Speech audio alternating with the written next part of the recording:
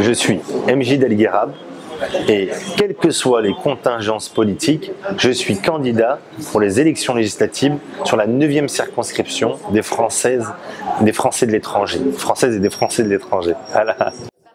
Ce que nous avons découvert, un peu comme tout le monde, jeudi, l'investiture de Leïla Haïchi, on a été très concernés. Nos adhérents ont demandé une réunion extraordinaire. Donc j'ai organisé une réunion de concertation avec les adhérents. Et donc, on s'est réunis donc lundi soir. Et à l'unanimité, des adhérents, à l'unanimité, nous avons décidé le rejet de la candidature de Leïla Haïchi. Et nous avons demandé, par la suite, après le rejet de cette candidature-là, à un de nos marcheurs, Mjid Del Guerab, de maintenir sa candidature. Je m'appelle Mjid Del Guerab. Mon grand-père, c'était un guerrab.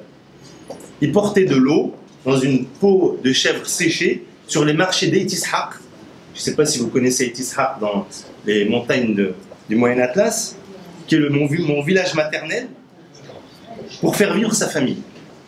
Est-ce qu'il aurait imaginé, mon grand-père, que son petit-fils deviendrait un jour conseiller ministériel du gouvernement de la France ? Ça ne me regarde pas les autres concurrents. Ils y vont avec leurs projets, leurs programmes. Il y a certainement des très bons, il y en a 27 candidats. 27 candidats. 27 candidats, ça fait beaucoup. Donc chacun a la légitimité d'être là. C'est que Leïla Haïchi a des positions diplomatiques qui sont à l'encontre de la position diplomatique de la France. Donc elle offre une vision qui est clivante pour le Maroc et pour ses résidents au Maroc. Premier élément.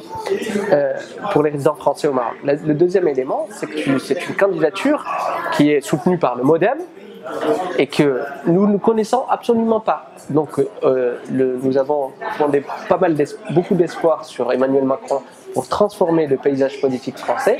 Donc nous imposer une candidature de notre parti et une candidature qu'on ne connaît pas, on l'a difficilement acceptée.